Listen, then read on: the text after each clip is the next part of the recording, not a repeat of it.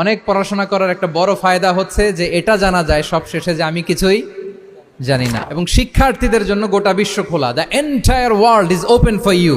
তোমরা বিশ্ব জয় করতে পারো। তোমরা ঢাকা বিশ্ববিদ্যালয়ে যাবে, ঢাকা বিশ্ববিদ্যালয়ে যে আমাদের কোরআনের আলো ছড়িয়ে দেওয়ার দরকার আছে না নাই বলো? তোমরা চট্টগ্রাম বিশ্ববিদ্যালয়ে যাবে, তোমরা অক্সফোর্ডে যাবে, তোমরা এমআইটিতে যাবে, তোমরা হার্ভার্ডে যাবে। তুমি জানোই না যে আল্লাহ তাআলা তোমাকে দিয়ে কোন খেদমত নিতে পারে। আসসালামু আলাইকুম ওয়া রাহমাতুল্লাহি ওয়া বারাকাতুহু। নাহমাদুহু ওয়া নুসাল্লি আলা রাসূলিহিল কারীম। আম্মা বা'দু ফাআউযু বিল্লাহি মিনাশ শাইতানির রাজীম। বিসমিল্লাহির রহমানির রহিম। আফালা ইয়াতাদাব্বারুনাল কুরআন আম আলা কুলুবিন আকফালুহা। সাদাকাল্লাহুল আযীম। রাব্বি ইশরাহ লি সাদরি ওয়া ইয়াসসির লি আমরি ওয়াহলুল উকদাতাম মিন লিসানি ইয়াফকাহু কওলি।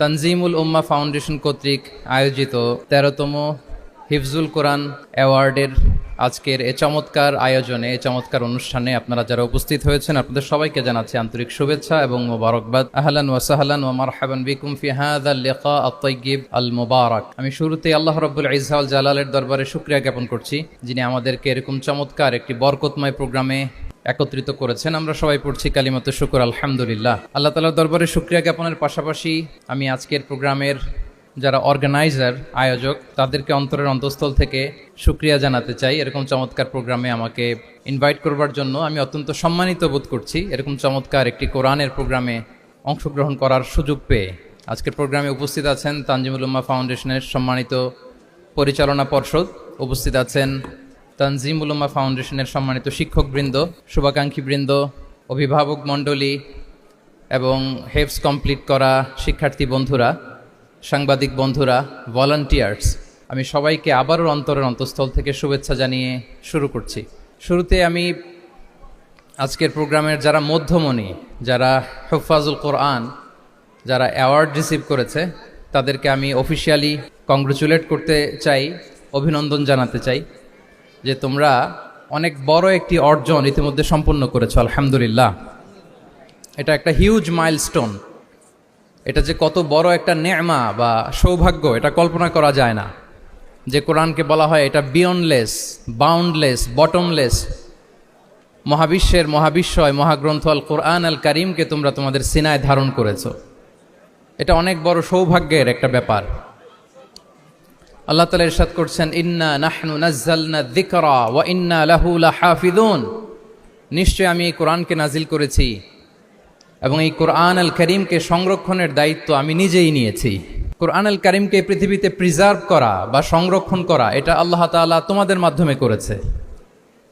আলহামদুলিল্লাহ সুম্মা আলহামদুলিল্লাহ। এটা অনেক বড় সৌভাগ্যের ব্যাপার এবং সবার নসিবে এটা থাকে না। যাদেরকে আল্লাহ তাআলা পছন্দ করেন, যারা চুজেন পার্সোনালিটি টু আল্লাহ সুবহানাহু ওয়া তাআলা, শুধুমাত্র কেবলমাত্র একমাত্র তাদেরকেই আল্লাহ তাআলা এই সৌভাগ্য দান করেন। তো এই যে মাইল ফলক তোমরা স্পর্শ করেছো, এটা তোমাদের জীবনের অনেক বড় একটা অর্জন এবং নানা ধরনের খুশ নসিব তোমাদের ব্যাপারে ঘোষিত হয়েছে হাদিসে।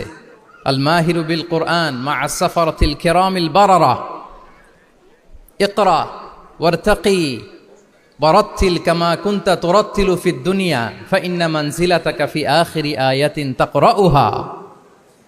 আজকের এই অ্যাওয়ার্ড গিভিং সেরিমনিতে এসে তোমাদের কত ভাল লাগছে। সবার চেয়ে তোমরা আলাদা, স্পেশাল পোশাক তোমাদের জন্য ক্রেস্ট দেয়া হয়েছে, সামনে এসে ফটো সেশনে অংশগ্রহণ করছো। এর চেয়েও অনেক বড় একটা কনফারেন্সে, এর চেয়েও অনেক বড় একটা কনভেনশন হলে, এর চেয়ে অনেক বড় আয়োজন করে সেদিন তোমাদেরকে বলা হবে ইকরা ওয়ারতাকি ওয়ারাত্তিল কামা কুনতা তুরাত্তিলু ফিদ দুনিয়া। পড়ো, ধীরস্থিরভাবে পড়ো, যেমনি দুনিয়াতে পড়তে তার তিলের সাথে। ঠিক যতটুকু পড়বে ততটুকু করবা, আল্লাহর সান্নিধ্য তোমরা পাবে। যতটুকু পড়বে ঠিক ততটুকু জান্নাতে তোমাদের ভবনগুলো উঁচু হতে থাকবে। আল্লাহু আকবার। এখন তোমাদের কেমন ফিল হচ্ছে? এই দুনিয়াতেই যদি এত চমৎকার অ্যাওয়ার্ড গিভিং সেরিমনিতে তোমাদেরকে সম্মান দেয়া হয়, সেদিনের সেই প্রোগ্রামে যদি তোমরা অংশগ্রহণ করতে পারো কেমন লাগবে তোমাদের বলো? ভাল লাগবে সেদিন? আমরা সেদিনের সেই মাহেন্দ্রক্ষণে যেন আমরা রিওয়ার্ডেড হতে পারি, পুরস্কৃত হতে পারি, সেই প্রত্যাশা আমরা আল্লাহর কাছে রাখছি। আমরা সবাই পড়ছি আল্লাহুম্মা আমিন। তো এই যে বিশাল এক কর্মযজ্ঞ তোমরা শেষ করেছো, আল্লাহর কালামকে তোমরা হেফজ করেছো, এখানেই শেষ নয়। This is just beginning. এটা কেবল শুরু। এটা কেবল কি? এটা কেবল শুরু। এই যে মাইল ফলক তোমরা স্পর্শ করেছো, এরপরে অনেক দূর তোমাদেরকে যেতে হবে। মাইলস টু গো, অনেক দূর যেতে হবে। এখন যেটা তোমাদের করতে হবে, কনসিস্টেন্ট রিভিশনে থাকতে হবে, মোরাজা করতে হবে এই কোরআনকে।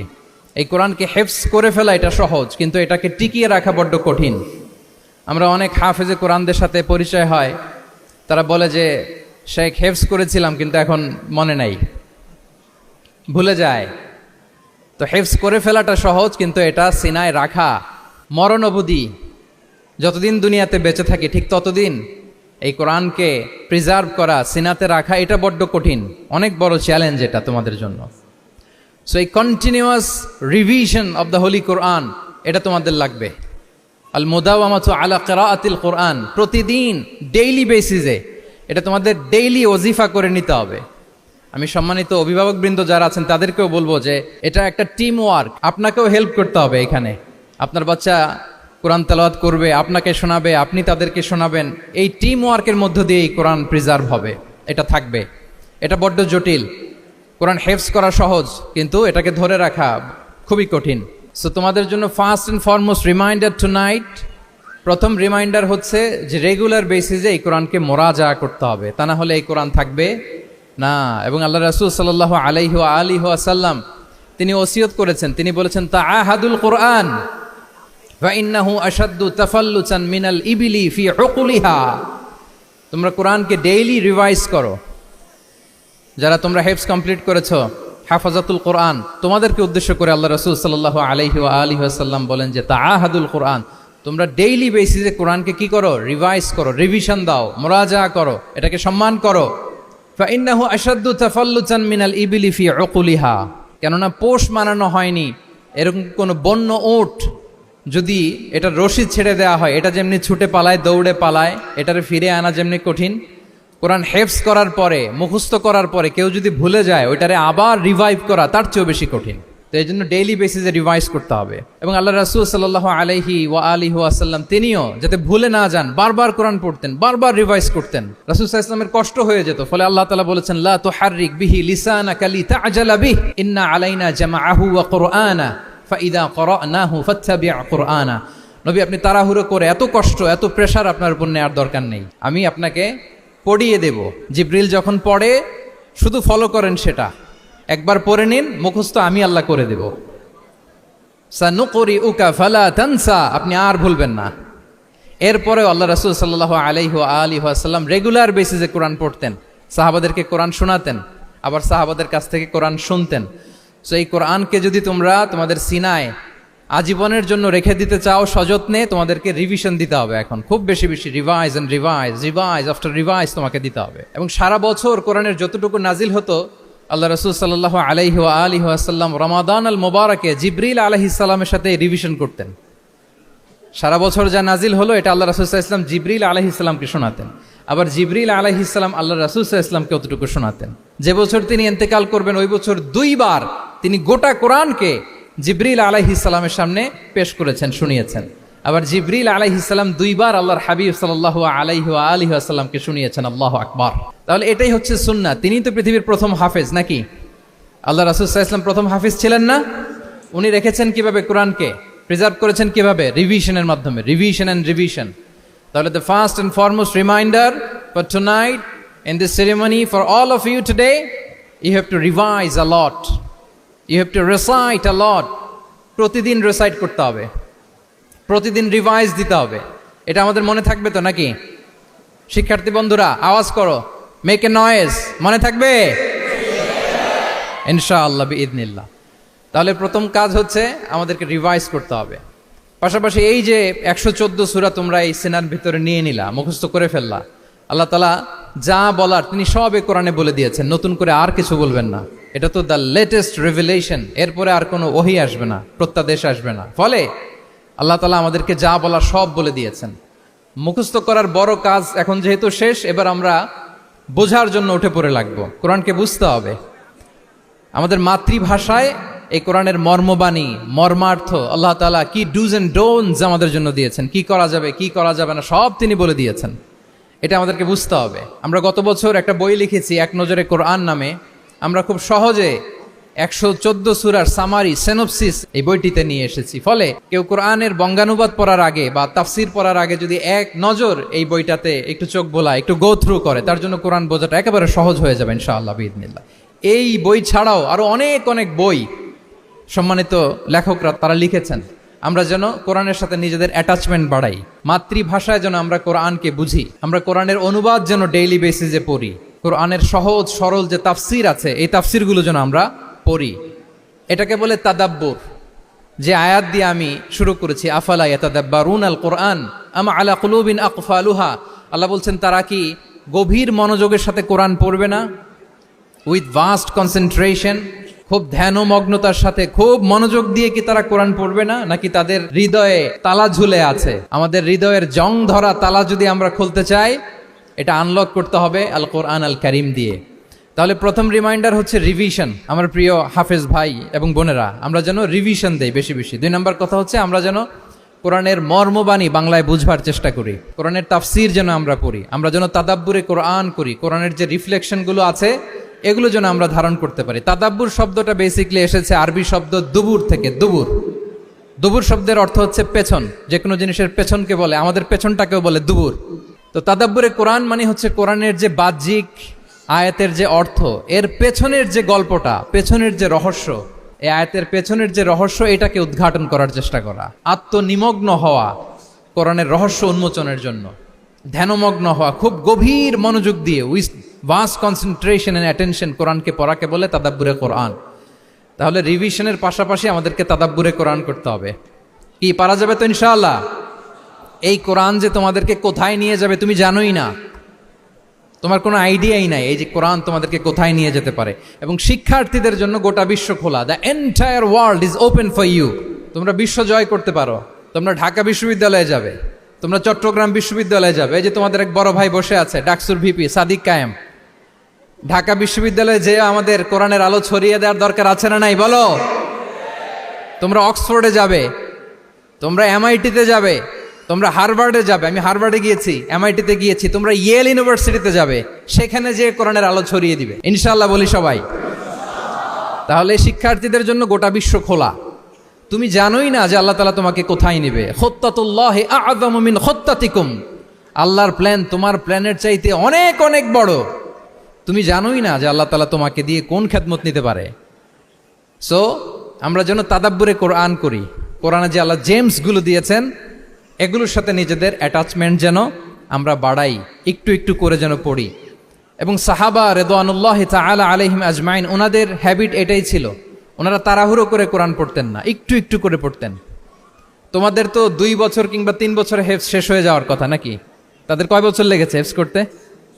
3 বছর। আচ্ছা, তোমরা কি জানো ওমরে ফারুক রাদিয়াল্লাহু তাআলা আনহু উনি সূরা বাকারা হেফজ করতে সময় নিয়েছিলেন 12 বছর। ওনাদের অভ্যেস ছিল তারা তাদাব্বুরে কোরআন করে করে আগাতেন। 10 আয়াত পড়তেন, এটাকে মুখস্থ করতেন, এটার অর্থ বুঝতেন, এটার উপর আমল করতেন, এটাকে ধারণ করতেন, এটার উপর সাধনা করতেন, এটারে ডাইজেস্ট করা শেষ, এরপরে 10 আয়াত, আবার একই সিস্টেমে 10 আয়াত পরে এরপরে 10 আয়াত। এভাবে সূরা বাকারা শেষ করতে উনি সময় নিয়েছিলেন কয় বছর? 12 বছর। এবং যেদিন সূরা বাকারা কমপ্লিট করেছিলেন ওদিন উট জবাই করে সবাইকে খাইয়েছিলেন। সুবহানাল্লাহ বিহামদি। ওনারা কোরআন জানাটাকে সেলিব্রেট করতেন। আল্লাহু আকবার। সো আমরা যেন তাদাব্বুরে কোরআন করি। তাহলে আমার রিমাইন্ডারগুলো খেয়াল রাখতে হবে। 1 নম্বরে কি বলেছি? রিভিশন।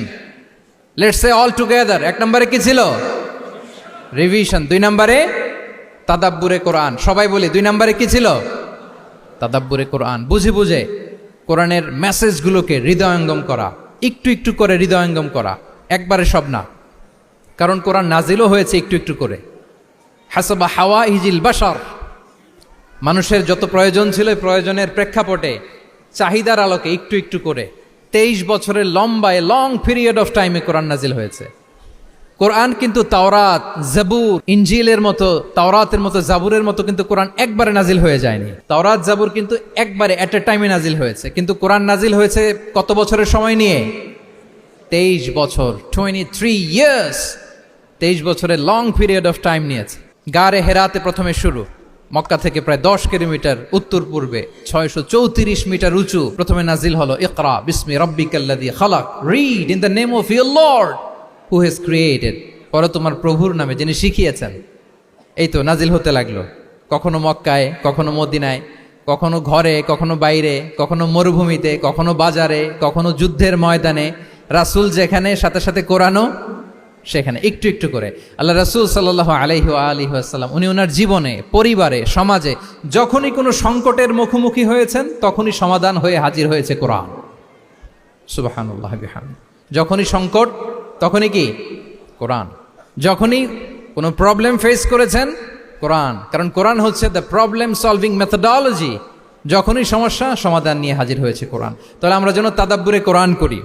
পৃথিবীর সবচাইতে ইন্টারেক্টিভ বুক এটা, একটু একটু করে নাজিল হয়েছে, খুবই জীবন ঘনিষ্ঠ। তোমরা যত পড়বে, যত রিসার্চ করবে, যত এক্সপ্লোর করবে, তত এই জ্ঞান, এই নলেজ, এই রহস্য তোমাদের কাছে ধরা দেবে। তাহলে 1 নম্বরে হচ্ছে রিভিশন, 2 নম্বরে হচ্ছে তাদাব্বুরে কোরআন, যেটা বলেছি যে এটা ইন্টারেক্টিভ বুক। যখনই রাসূল সাল্লাল্লাহু আলাইহি ওয়াসাল্লাম সমস্যার সম্মুখীন হয়েছেন তখনই কোরআন আলোকবর্তিকা হয়ে হাজির হয়েছে। এবং কোরআনকে আল্লাহ আলো বলেছেন অনেক জায়গায়, ওয়া আনসালনা ইলাইকুম নূরাম মুবিনা, নূর বলেছেন আল্লাহ তাআলা, এটা আলোকবর্তিকা। কিতাবুন আনসালনাহু ইলাইকা লিতুখরিজান নাসা মিনাজ যুলুমাতি ইলান নূর, অন্ধকারাচ্ছন্ন মানুষগুলোকে আলোর পথে নেয়ার জন্য আল্লাহ তাআলা এই কিতাবকে পাঠিয়েছেন, ক্রাইটেরিয়ান করে পাঠিয়েছেন। এই কোরআনের সাথে যদি আমার প্রিয় শিক্ষার্থী বন্ধুরা তোমাদের অ্যাটাচমেন্ট গড়ে ওঠে, সারা জীবনের জন্য তুমি safe. It's a criterion.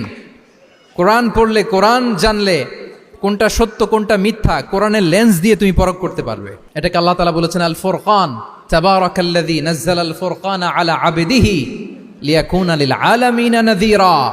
Furqan মানে the criterion, it differentiates between right and wrong, কোনটা সত্য কোনটা মিথ্যা, কোনটা ভালো কোনটা মন্দ। এটা কোরআনের লেন্স দিয়ে যদি তুমি পরখ করো, তোমার জন্য গোটা বিশ্বটা সহজ হয়ে যাবে, কোনটা সত্য তুমি সহজেই বুঝতে পারবে। তাহলে আমরা ডেইলি বেসিসে রিভিশন দিব, আমরা কোরআনের সাথে নিজেদের অ্যাটাচমেন্টকে বাড়াবো, রেগুলার বেসিসে আমরা তাদাব্বুরে কোরআন করব। কি করব তো ইনশাআল্লাহ? সবাই একসাথে আওয়াজ করে পড়ে ইনশাআল্লাহ। বিশাল এক কর্মযজ্ঞ তোমরা শেষ করেছো, এবার নতুন কর্মযজ্ঞের পথে তোমরা হাঁটবে।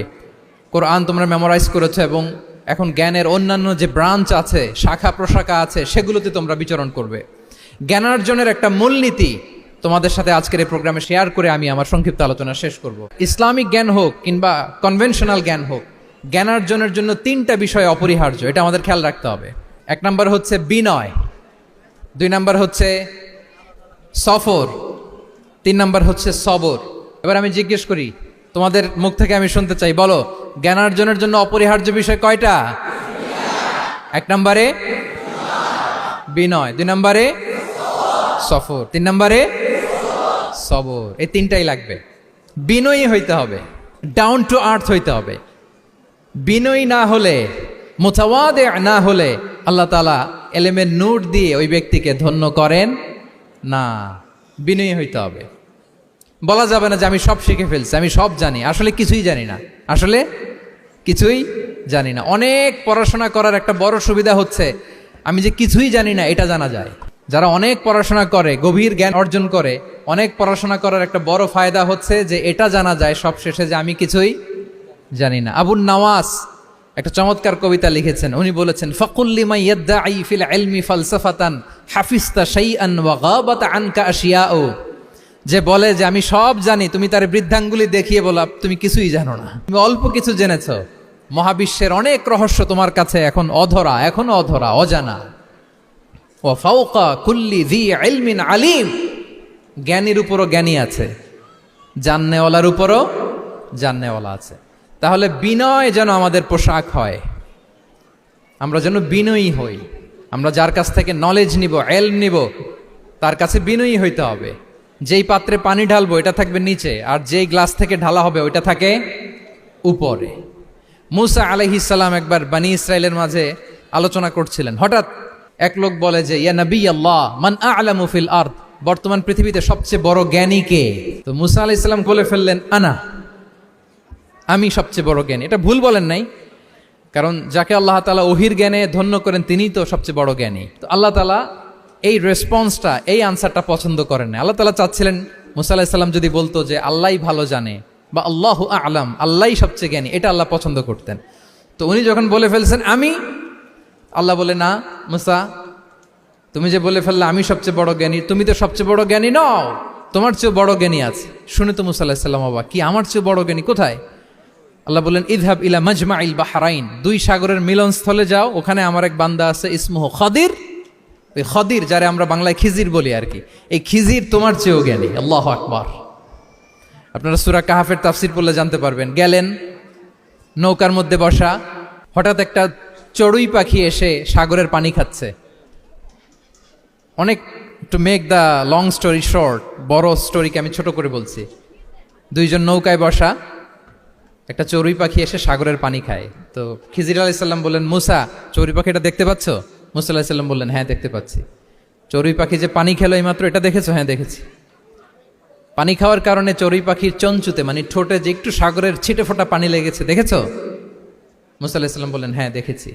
তো খিজির আলাইহিস সালাম বললেন এই যে সাগর থেকে, মহাসাগর থেকে পানি খাওয়ার কারণে চড়ুই পাখির ঠোঁটে সামান্য সাগরের ছিটে ফোটা পানি যতটুকু ঠোঁটে লেগে আছে, এটা হচ্ছে তোমার, আমার আর মহাবিশ্বে আমরা যারা আছি সবার জ্ঞান। আর এই পড়ে থাকা মহাসাগরের পানি হচ্ছে আল্লাহর জ্ঞান।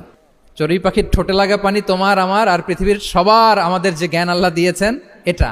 আর মহাসাগরের পানিগুলো কার জ্ঞান? ওয়ামা উতিতুম মিনাল ইলমি ইল্লা কালিলা। আল্লাহ বলেন একেবারে একেবারে ভেরি লিটল, যত সামান্য জ্ঞান দিয়ে আমি তোমাদেরকে দুনিয়ায় পাঠিয়েছি। এজন্য আমি সব জানি, এটা আজকে থেকে আমরা আর বলবো? আমার শিক্ষার্থী বন্ধুরা নয়েজ করো, বলো আমরা বলবো আল্লাহু আ'লাম। আল্লাহ ভালো জানেন। সাহাবাদের এই বৈশিষ্ট্য ছিল, ওনারাও বলতেন আল্লাহু ওয়া রাসূলুহু আ'লাম, আল্লাহ এবং আল্লাহ রাসূল ভালো জানেন। এবং আমাদের ক্লাসিক স্কলারদের এই বৈশিষ্ট্যটা ছিল, অনেক প্রশ্নের উত্তর ওনারা দিতেন না। আমাদেরকে তো প্রশ্ন করলে আমরা হুটহাট উত্তর দিয়ে দিই। অন অ্যান অ্যাভারেজে 10টা প্রশ্ন করলে ইমাম মালিক এর মধ্যে অধিকাংশ প্রশ্নের উত্তরে বলতেন আনা লা আ'লাম, আমি জানি না। আমি জানি না এটা যখন আমরা বলতে শিখি, তখনই বেসিকলি আমরা নলেজেবল হয়ে উঠি, জ্ঞানী হয়ে উঠি। তাহলে জ্ঞানার্জনের জন্য অপরিহার্য কয়টা বিষয় বলেছিলাম? মনে আছে না? ঘটনা শুনতে শুনতে কয়টা মোট? 1 নম্বরে বিনয়। আমরা বিনয়ী হব। আওয়াজ করে বলি আমরা কি হব? আমরা বিনয়ী হব। এই যে আমরা কোরআন হেফজ করলাম, এরপরে তুমি যদি বুখারী হেফজ করো, মুসলিম হেফজ করো, এটা তোমার বাহ্যিক জ্ঞান অর্জন হয়েছে। জ্ঞানের দুইটা সাইড, একটা ইন্টারনাল নলেজ আর একটা হচ্ছে এক্সটার্নাল নলেজ। বাহ্যিক জ্ঞান এটা হয়েছে, আরেকটা আছে ইন্টারনাল নলেজ, এটাকে বলে অন্তর্নিহিত জ্ঞান। ইলমে লাদুন্নি ওয়া আল্লামনাহু মিন লাদুন্না ইলমা। এটা শুধু কোরআন হেফজ করলেই হয় না, এটা কোরআন পড়ার পরে, হাদিস পড়ার পরে, এগুলোর উপর আমল করার পরে, বছরের পর বছর সাধনা করার পরে আল্লাহ তাআলা কোনো ব্যক্তিকে ইলমের নূর দেন। এটা এত সহজ না। আমরা এক্সটার্নাল নলেজ, বাহ্যিক জ্ঞান খুব সহজেই রিসিভ করতে পারি, কিন্তু ইন্টারনাল নলেজ, যেটা অন্তর্নিহিত জ্ঞান, যেটা তোমার দূরদৃষ্টি বাড়াবে, তোমার ফেরাসাত বাড়াবে, তোমার বিচক্ষণতা বাড়াবে, তোমার ফারসাইটেডনেসকে বাড়াবে, ওই অন্তর্নিহিত জ্ঞানের জন্য বছরের পর বছর সাধনা করতে হয়। সো আমরা যেন বিনয়ী হই, এটা হচ্ছে নাম্বার 1। 2 নাম্বার কি বলেছিলাম? সফর। ফানজুরু কাইফা কানা আকিবাতুল মুকাজ্জিবিন। আল্লাহ বলে সফর করো, সিরু ফিল আরদ, ট্রাভেল করো। ট্রাভেল করলে তোমার চোখ খুলে যাবে। তুমি যদি পেট্রাতে যাও, জর্ডানের পেট্রায়, তোমার চোখ খুলে যাবে। তুমি যদি ফেরাউনের লাশ দেখে আসো, তুমি অবাক হয়ে যাবে। তুমি যদি জর্ডানের ডেড সি ঘুরে আসো, তুমি অবাক হয়ে যাবে। 1000টা বই পড়ে তুমি ওই জ্ঞান অর্জন করতে পারবে না, যেই জ্ঞান তুমি ট্রাভেলিং করে অর্জন করতে পারবে। তাহলে ভ্রমণ করতে হবে। আর 3 নম্বরে কি বলেছিলাম? সবর, মানে হার্ড ওয়ার্কিং হইতে হবে। পরিশ্রমের কোনো বিকল্প নাই। There is no alternative to be hard working. কোনো বিকল্প নেই, হার্ড ওয়ার্ক তোমাকে করতেই হবে। এটাই সবর। এই 3টা প্রশিক্ষণই আল্লাহ তাআলা মুসা আলাইহিস সালামকে দিয়েছিলেন। লম্বা ঘটনা, তিনি খিজির আলাইহিস সালামের সাথে সফরও করেছেন, ওনার কাছে যে বিনয়ী হয়েছেন, তারপরে বারবার উনি ধৈর্যহারা হয়ে যাচ্ছিলেন, আল্লাহ ধৈর্যেরও পরীক্ষা নিয়েছেন। তাহলে বিনয়, সফর এবং সবর, এই 3টা জিনিস জ্ঞানার্জনের জন্য অপরিহার্য। এই ফিচারগুলো দিয়ে, এই ক্যারেক্টারিস্টিক্সগুলো দিয়ে যেন আল্লাহ তাআলা আমাদেরকে ধন্য করে। আমরা সবাই পড়ি আমিন। আমরা আল্লাহর কোরআনকে যেভাবে হৃদয়ে ধারণ করতে পেরেছি, আমরা যেন কোরআনের তাদাব্বুরের মধ্য দিয়ে, কোরআনের রিফ্লেকশনগুলোর সাথে নিজেদের অ্যাটাচমেন্ট বাড়ানোর মধ্য দিয়ে আলোকিত মানুষ হতে পারি। আল্লাহ তাআলা আমাদেরকে তৌফিক দান করুক। আমি আবারও তানজিমুল উম্মাহ ফাউন্ডেশনকে অন্তরের অন্তঃস্থল থেকে শুভেচ্ছা জানিয়ে এবং তোমাদের যে এই চমৎকার সাফল্য, এই সাফল্যর ধারাবাহিকতা কামনা করে তোমাদের জন্য প্রাণ ঢালা অফুরান দোয়া এবং ভালোবাসা রেখে আমার সংক্ষিপ্ত আলোচনা এখানেই শেষ করছি। আল্লাহ তাআলা আমাদের সবাইকে কথাগুলো বোঝার ও আমল করার তৌফিক দান করুক। হাদা মা ইনদি ওয়াল ইলমু ইনদাল্লাহি আলাইহি তাওয়াক্কালতু ওয়া ইলাইহি উনীব। আসসালামু আলাইকুম ওয়া রাহমাতুল্লাহি ওয়া বারাকাতুহু।